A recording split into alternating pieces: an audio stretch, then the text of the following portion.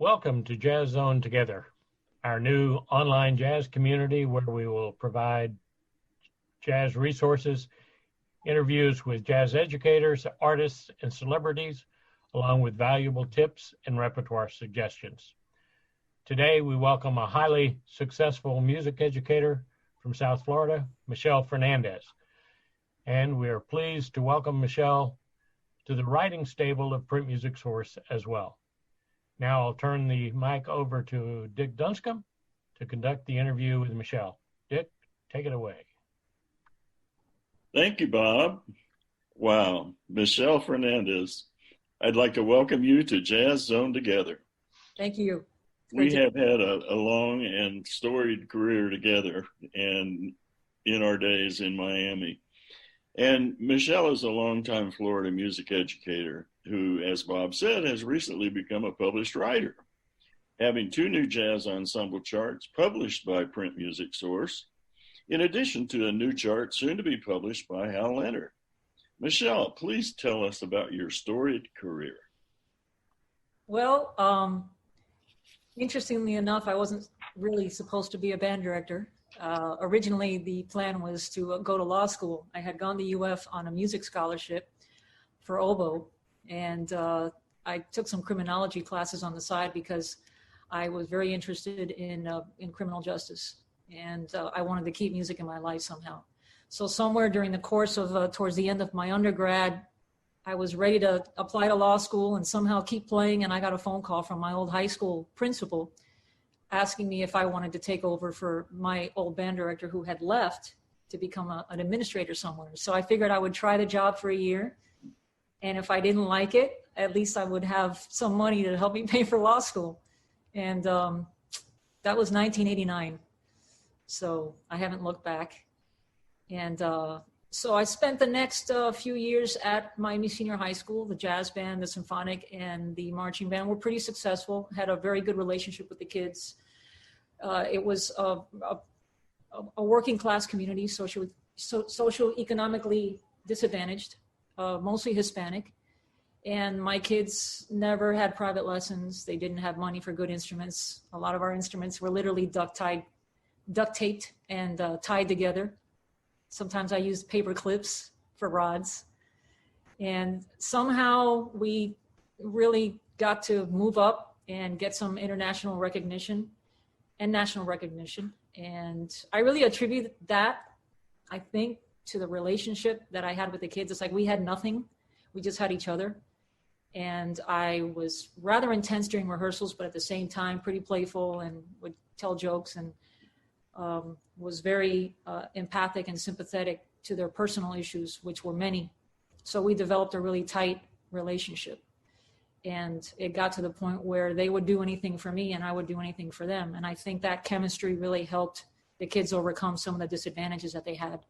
So we were really fortunate. We got to go to Midwest twice, IAJE twice, and Montreux. And those were incredible experiences. The Montreux saga in itself is, Dick, I don't know if you remember. I do. But yeah, it's we got picked for Montreux, and we had to raise $40,000 to get the kids there. So we did that through gigs, and oh my gosh, that was a saga in itself. But then, as I was working with INS for the paperwork, they tell me, "Oh, you can't take the kids because half your band doesn't even have any papers." I mean, my conga player literally had come over on a raft from Cuba 6 months earlier, you know. So, and I had kids whose parents had brought them across the Rio Grande and kids that were from Nicaragua with no papers, and they told me I couldn't take them. So, I don't know, I guess I'm tenacious, but I called the papers to ask for help. And I was like, because they had called me to find out what was going on with the trip, because they had already done some interviews. And I said, well, they can't, INS isn't letting me go. So the Miami Herald printed a story about this band that got selected for this huge thing, and now they can't go because of their papers. So one day my principal, who was Victor Lopez, he called me up and said, you got a phone call. I went to the office, and it was Senator Bob Graham, U.S. Senator, who graduated from Miami High. And he said, I hear you're having trouble getting to Switzerland. Well, I'll take care of that. So we ended up being able to go to Switzerland. It was a big deal. And it was great for the kids to feel like they were representing Miami. And this was during a time when we were having all the problems with the German tourists getting injured or getting assaulted here in Miami. It was around that time. So it was a positive thing for Miami to be represented by kids who had nothing and were from socially disadvantaged environments. After that, I left Miami High under some difficult circumstances, and I'm not going to get into that too much, but my family, we lost our son. And that in itself was a very long road to recovery back. And I kind of dropped out of the band world for a while. I didn't want anything to do with music. I just couldn't deal with it, and was forcibly brought back by some friends of mine in various districts who would hire me to do things. And even though I would say, no, I'm not really up to it, they would call me up and say, come on up and do this. And they kind of pulled me back into it. And so then got certified to teach special ed and certified to teach ESOL and help some kids that had learning disabilities for a couple of years, still not doing band. Eventually I was pulled back into teaching band at a middle school for about 8 years. And eventually just back to high school, started doing some clinics, some really good opportunities as far as presenting clinics. And I've left out one important facet, because I'm going to backtrack. During my time at Miami High, I got a job playing piano in a salsa band. And I'd never played any Latin music at all. And that's really where I was able to pick up some of the things that I've been able to share lately. But I guess that's one of our other questions, so I'll get into that later. But now I've delved into writing. I wrote a chart about 20 years ago for my son. When I was on stage at Midwest, we played it. I was still 5 months pregnant with him, and I dedicated that piece to him. Well, after he had passed away, I put it in a box and didn't want to hear it anymore. We listened to it last year after 17 years, and I showed it to a couple writer friends of mine, and one of whom is my uncle, my husband's uncle, Mark Taylor. And they suggested I send it in. So that was immediately picked up by Hal Leonard, which really was wonderful that my son's piece would be played again and played by other kids. So I'm really looking forward to that. And anyhow, this past spring has been very busy with writing, but this brings me to Print Music Source, where this past, I guess it was November or so, I started writing a piece, and it was kind of like a dreamy samba kind of thing, like in the samba canción kind of style. And it's called Na Próxima Vida, which means in the next life. And it's just, it basically goes through just different stages. And I had a great time writing it. I learned a lot, submitted it to Bob and Dick, and you guys loved it. So I'm really happy to see that being published, and I hope that groups enjoy playing it. So that's terrific. What a beautiful journey you've had this far in your life. So you mentioned being an oboe player going into college. How did an oboe player become involved as a jazz educator? Well, it's funny. When I had the privilege of being asked to conduct the Florida All-State Middle School Jazz Band last year, and I wrote a salsa tune that I dedicated to my daughter to play as the closer.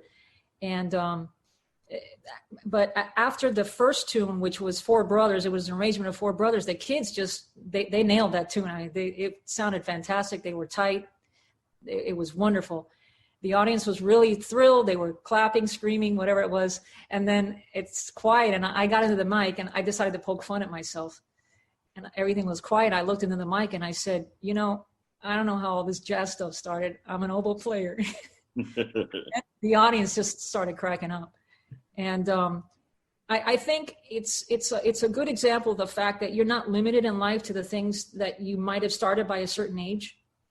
All through middle school, I played oboe, but I also played piano just because of lessons. So I was in my middle school jazz band and was very interested in jazz. And ironically, and I think this is how I really got started in that vein, is my best friends were all trumpet players, and they were really into Maynard Ferguson. So they had all the Maynard Ferguson albums, and we were trading back and forth. And I wanted to, I guess, I didn't do it on purpose. I mean, as far as I want to catch up with them, but I was like, I really like this stuff, but I have an oboe. So I used to sit on my bed in my bedroom and crank out these Maynard Ferguson albums and just start playing by ear, along with anything I would hear from the band. And I don't know how many tunes I transcribed on the oboe, but that's basically, I think by osmosis, you pick up a lot. And so then, kind of hacking my way through piano in college and stuff. And as the years unravel, you develop, I think, the confidence to try new things. So now I think I've developed another kind of person where I'm not afraid to try something that I don't know how to do or that I don't have too much experience in doing, and just try it. And I think it's a process. I think life is a beautiful process of learning, of growing. You're never too old to learn something new. And as long as you can keep trying new things, it really doesn't get old. So it's interesting that I think oboe has helped me become better at rehearsing a big band. Mm-hmm. And I do think, and it's with all humility, because obviously it's all relative. There are a million people that are better than you at doing something. But I feel like teaching big band is something where I'm very comfortable in doing, and rehearsing a big band, because I feel like the oboe and the demands of oboe performance have helped me be more in tune with the nuance of some of the inner lines. It's like sometimes, you're rehearsing a jazz band or whatever, and you're focusing on the groove. You're focusing on the groove, but a lot of the groove is in the nuance of the lines. And so as an oboist, you're trained to really zoom in on infinite detail. And I think that's what kind of helps me focus on the nuance all throughout the jazz band, not just in the lines, in the way that they're articulated, in the way that the lines are spoken, which is a big part of the groove, but also in the groove of the rhythm section, the nuance in the rhythm section. For example, when I'm rehearsing a rhythm section, I catch myself singing, can you try to set it up this way? Or try to set it up something like this? Or maybe add this on the bass, or add a little triplet here, or put a little more weight on this one note. I catch myself requesting a lot of nuance from the rhythm section.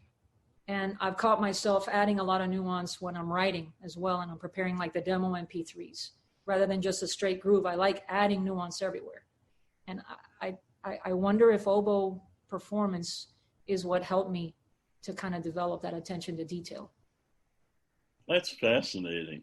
That's really fascinating. What an interesting story, because I believe any instrument can lead a musician in a direction. And the fact that was yours is, as I said, very unusual, but also interesting. Well, Michele. yeah. Oh, I'm sorry. If I may, one thing that I wanted to share is that it doesn't matter what instrument you play. You can teach any genre of music. I've had people call me up and say, well, I'm a bassoonist. I don't know how to teach a jazz band. I said, yeah, you do. Mm-hmm. Yes, you can. Just, and basically don't limit yourself. And this is just a comment to educators. We should try to not limit ourselves to, well, I'm in this genre. I'm not, I'm not proficient at it. If you feel you're not proficient at it, do a lot of listening, look for resources, look for help. you can turn yourself into a wonderful educator in that genre that before you thought you didn't know how to do. All you need to do is just have the interest and the drive, and it will happen. I agree with you totally. It's just another style of music. Yeah. So speaking of music and your career now leading yourself into composing, could we hear one of your pieces? Oh yeah, sure. Okay, I've got two pieces with print source. I'll just play a little section, let's say, of the samba, and maybe a minute of it. And this is, I'm going to start it on the second A. Let me start it on the second A. And it's a trombone solo, and it's, like I said, it's kind of in a more relaxed samba. And this is the thing, and I guess this is part of one of the other questions. I think I'm sharing. There I am. It's not the tempo that sets whether something is a samba or a bossa. It's the rhythmic patterns, really. You can have a very slow samba. Just because it's fast, that's a samba because it goes 1,000 miles an hour, or that's a bossa nova because it's slow. I mean, look at Black Orpheus. That's a bossa nova, and it's pretty upbeat, I'd say. Try to keep up with that on the drum set. And so basically, so this is a slow samba, where it's a trombone solo, like I said. I'll just play about a minute of it.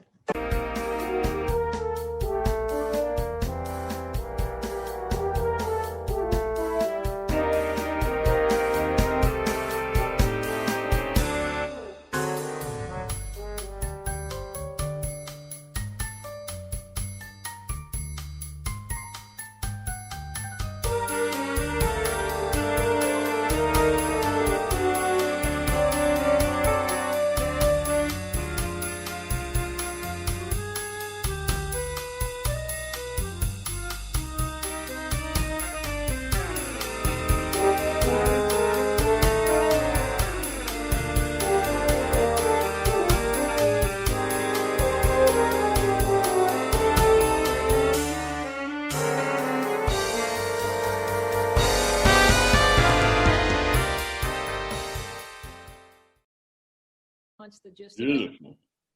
Thank you very much. And I'm very I try to be as melodic as possible with my writing. I really the melody is something that I think really is what speaks to people. Than anything else.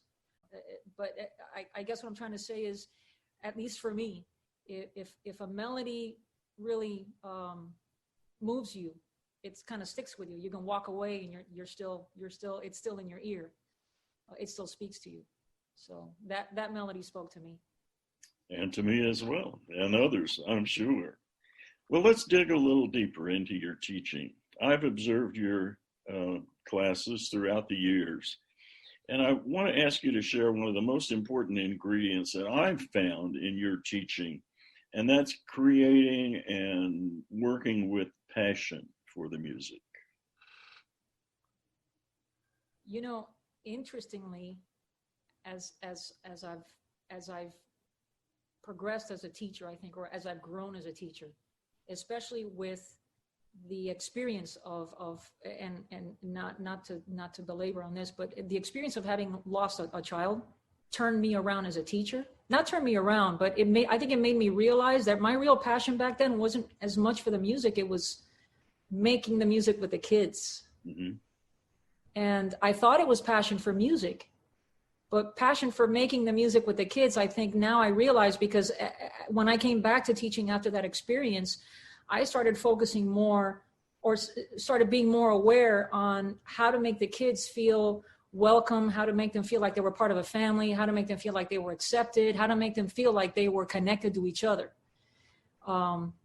And that's what was happening back then, but I didn't realize it. Back then, I wanted the band to sound incredible. But at the same time, I realized now, looking back, that I was getting an incredible thrill out of watching the kids looking at each other and smiling when it sounded really good. Mm-hmm. And where they would help each other during rehearsal, where they would help each other during personal crises for each other, and also the good of the ensemble, where there was just so much camaraderie back then. And a lot of my kids, because I worked in a very disadvantaged area, a lot of my kids had some pretty difficult stories, and they were going through some very difficult times. And the band is what cemented everybody together. So now whenever I do clinics, one of the big things, one of the first things that I do when I do a clinic is I ask the kids to turn around and say hello to each other and ask each other questions. Ask the person next to you a few questions. Ask the person behind you a few questions. All of a sudden, instead of doing an all county and you never got to talk to anybody, you know, and I ask the kids to high five each other before rehearsal. After rehearsal, I ask them to high five each other and congratulate each other. I tell them, you guys, you're never going to be all together in the same room again. This is it. This particular group of kids, this is the only time you're ever going to be together. So and I always tell them, you guys are going to make an entire auditorium packed with people very happy that night because of that instrument you're holding in your hand. It's not a hunk of metal. It's not a piece of wood. It's something that makes people happy because of you and because of the person next to you. So that whole connectivity between the kids was happening back then, but I didn't realize it. So I think as far as passion, there was an innate passion that I didn't realize on connecting with all of them. And the music was secondary, even though it's primary. Once you grab a kid's heart and their soul, not to sound cliche, you've got the rest of them, and they'll everything else will fall into place. I think if we focus more on making the kids happy when they're making music together, rather than this had better sound, you know, awesome, or I'm gonna, whatever, you know, it's just a different mindset. You end up having a better product afterwards. So yeah, that passion was there to the point where, I mean, those, you know, some of those kids, you know, they still keep in contact with you. They still come over. They bring you their kids, you know, when their kids are born. They're with you during rough times in your life 20 years after they graduate. And I think passion with teaching should come more on connecting with the kids and making them feel happy. And everything else will be even better than it was if you were just focusing on trying to make the music sound awesome. That's my philosophy on that now. What a great lesson for all of us. Your Cuban heritage, together with being located in South Florida, has made Latin music and styles a focus of your teaching background. Since you've just had 2 Latin charts published, could you give us some background on the styles represented by those charts? Yeah, absolutely. Before that, I just to touch on that, I've been delving in some different styles during the pandemic. I actually kind of chained myself to a table outside on my back porch and just started writing, and have been writing in bossa, samba, a couple salsa charts, and a cha-cha chart, which is with Print Music Source. And that in itself, I think the cha-cha is a really good starting point for young percussionists especially. But Groovissimo is the cha-cha, and it's kind of like a bluesy cha-cha. And basically it's got a bouncy kind of happy feel, which is inherent in cha-cha music. It's a bouncy kind of style. And its predecessors were the danzón and the charanga style bands are really what kind of shifted that style and created that cha-cha style. And the name cha-cha actually is the original, is the sound that the dancers' feet make on the floor as they're dancing. And it's an up-tempo style. It's really like one of the big characteristics, or 2 of the big characteristics, is the guido on the 3 and on 1 and 3. The cha-cha. That's a big part of it. And that driving cowbell straight quarters, as opposed to mambo where you have a lot of syncopation with cowbell. The cha-cha is just like that driving kind of feel. So, and some of the elements are just really accessible to young players. So I wrote this chart, again, during the pandemic, And it basically wanted to find a way to make it very, very accessible. So this tune is accessible for middle school. It's accessible for young high school groups. And it's a great gig tune for advanced high school groups. You know, you got a gig to do and you play that, you know, and you could solo forever. The solo vehicle it's quite accessible. It's just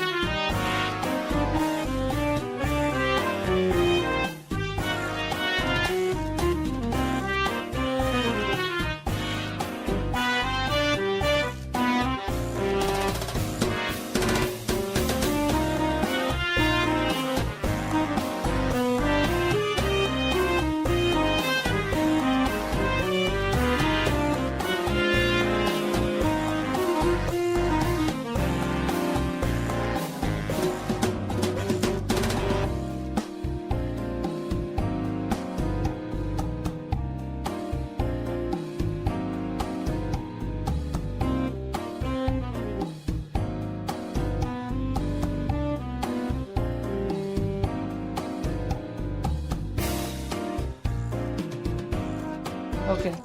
Sorry. Well, I think you've described it very well. And I'm curious, say you're going to take this piece with you and others are going to buy it in spite of your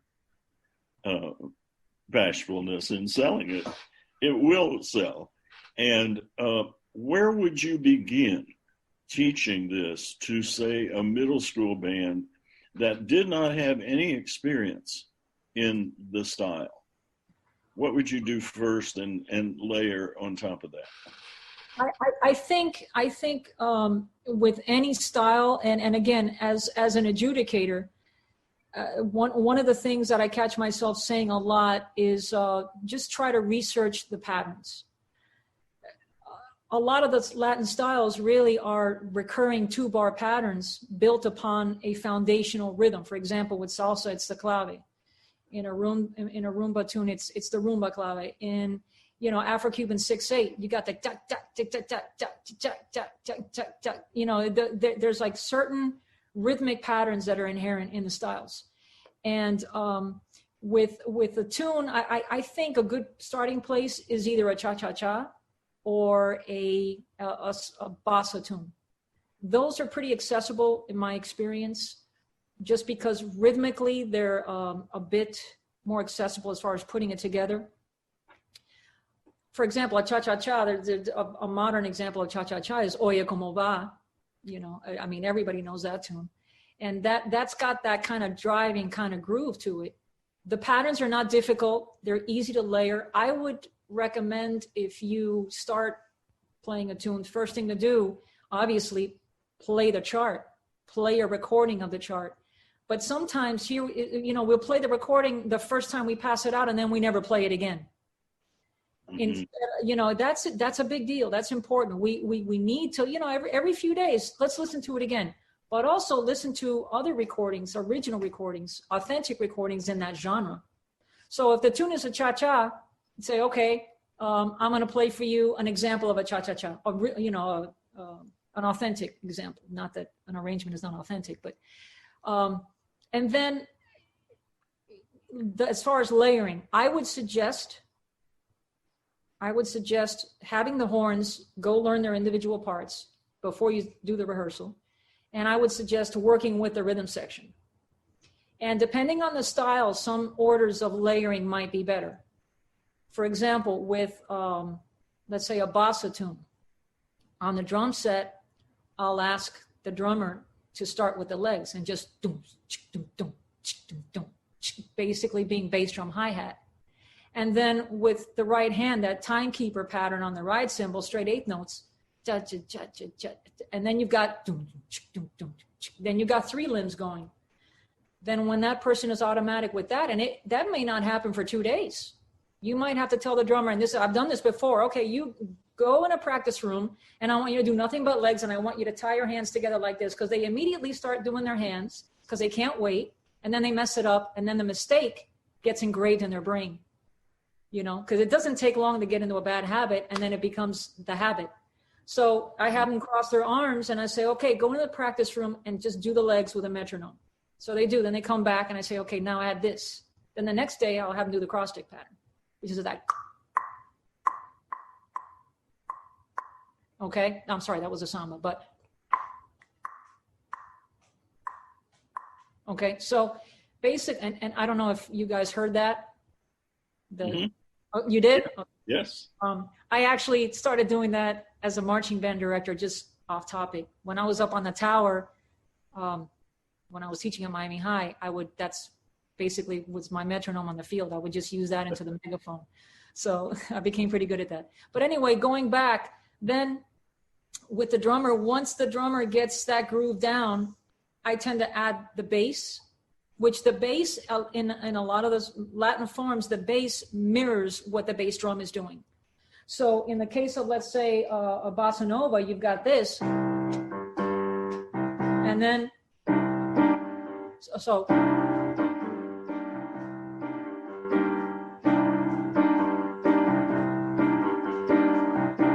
And then kind of, you layer in the bass, you get that tight, then bring in the pianist, bring in the guitar, layer it, get it tight as much as possible, and then try to put the band together. Sometimes we just try to put the whole thing together all at once, and then it kind of falls apart. And that's really important in more difficult styles like salsa, because salsa, that's a whole nother ball of wax. I use the term salsa loosely because, that whole umbrella can include, mambo arrangements and son montuno arrangements and things like that. But layering is super, super important. Research the pattern. It's generally a 2-bar pattern, and you can find them all over the internet. It gives you, this is a 2-bar pattern for a salsa tune. Depending on the instrumentation too.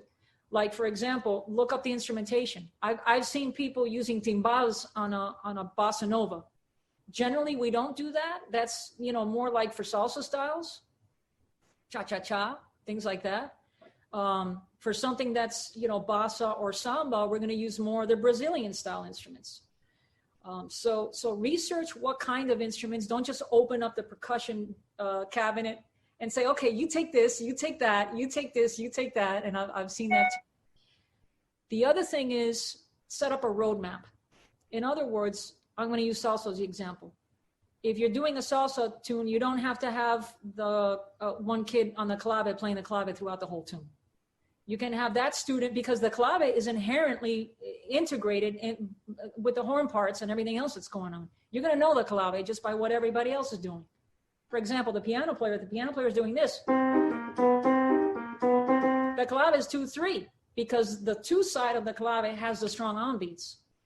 So basically, the clave is pretty much inherent in the arrangement. So you can take whoever's playing clave and on another section, have them pick up another instrument, have them pick up maracas, have that person move over and play bongos, okay? So you can change the flavor throughout an arrangement by changing the auxiliary percussion instruments that are used. It doesn't have to be the same thing, because then it turns into like an air conditioner that the only time you notice it is when it turns off. You want to set up a roadmap. So those are some of my suggestions. Well, let me tell you, as a band director listening to this, I know what they're thinking. We need more of this information. And Michele, we're so proud that you've joined us with Jazz Zone and Jazz Zone and Jazz Zone Together. And we know that there's more to come from you. And we just can't wait to see that. So that's great. We know also that you're an active clinician and adjudicator at events throughout the country. Share with us some of what excites you about these activities, and are there any interesting stories that you might be able to tell on the air? Yeah.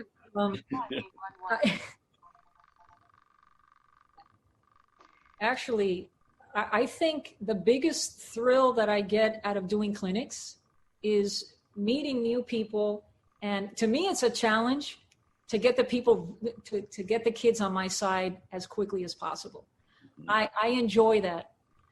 I sit them down on the very first day and I tell them my story. I tell them where I started from, that I tell them what my family's been through and how that changed me. And then I tell them the reality. And this is important. Sometimes you just got to tell people how much you need them. And I think as educators, if we did that more, I think it would really help to create even bigger bonds with kids, because I'm very frank with them. Then this is like the first 10 minutes of a clinic. I tell them, because of my experience, I've realized that I need you guys as much as you need me. You guys make me happy. Coming here to rehearse you makes me happy. I can't wait to make this music with you and to get to know you as people. And when this is over, I want you to still keep in contact somehow through whatever it is, when you're over 21, and you can contact me through Facebook. Or if you ever need a recommendation or an email or anything like that, this is not over just because we say goodbye in 3 days. I tell them that right away. And I notice a connection immediately, because this whole thing is about human connection. And so going to that, one story that really it hits me is, I remember this was when I was adjudicating up in North Florida. I was doing solo and ensemble, and there was a young lady who came over, and she on piano, and she handed me the score to the Fantasy Impromptu, the Chopin, which, who can play that, right? And she was a young student, and speaking to her, I kind of got the feeling that perhaps she might have been on the spectrum. And I asked her, oh, well, where's your music? And she goes, oh, ma'am, I don't need the music. Okay, wow, you don't need the music. And during our conversations, I realized that she was truly a special young lady. So she sat down on the piano, and then I said, well, how long have you been playing? And she said, and the room was full of other students from her school and parents. And she said, well, ma'am, I've been playing the piano as long as I've been old enough to crawl up on top of it. I'll never forget that. The room cracked up, and she started playing. And from the second she started playing, my eyes welled up. And it was a very raw time for me, because I had just been through what I'd been through. And my child had special needs. So I was immediately brought into, it pulled me into her skull pretty much. It's like, what is inside this child's skull that when she's walking down the hallway and maybe somebody doesn't say hi to her or doesn't talk to her, they have no idea what's in her skull.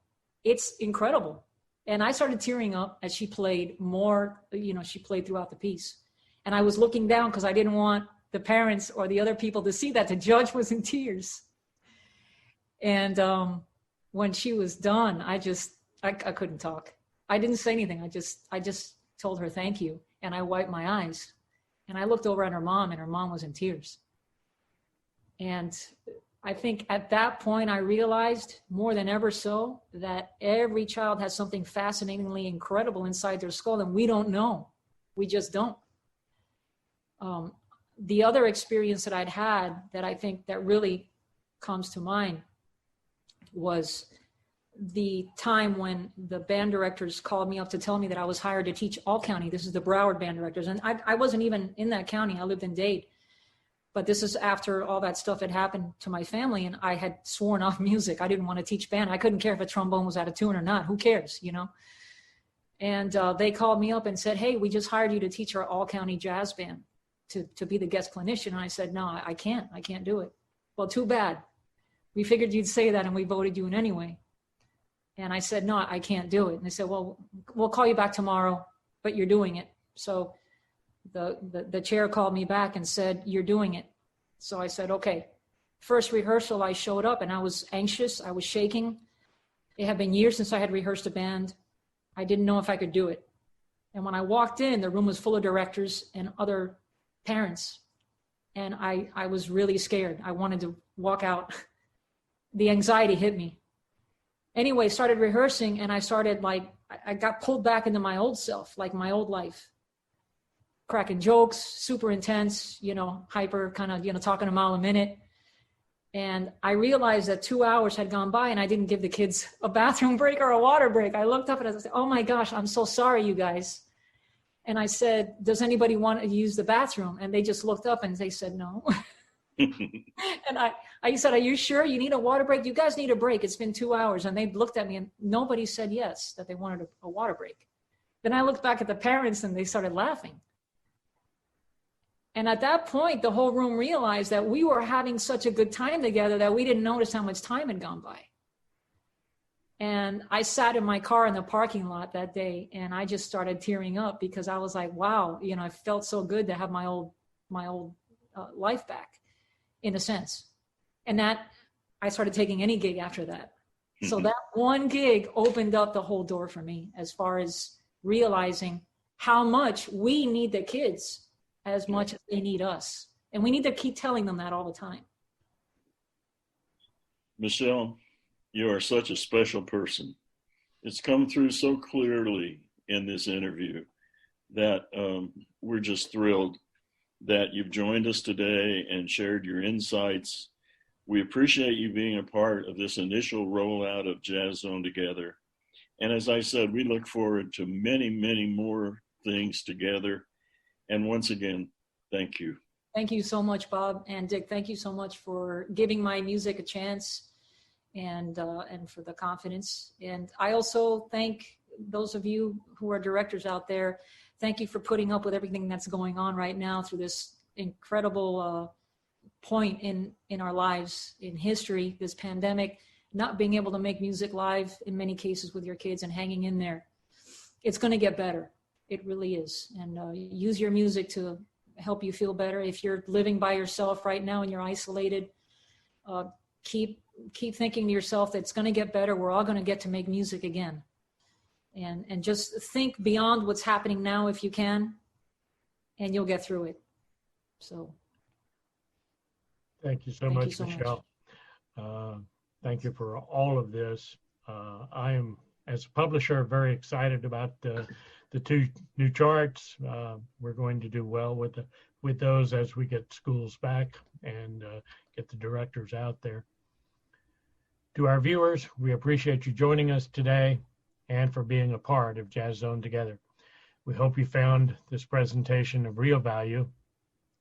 I'm pretty sure you did. We hope you'll join us for future episodes. In the meantime, please stay safe and please keep making music.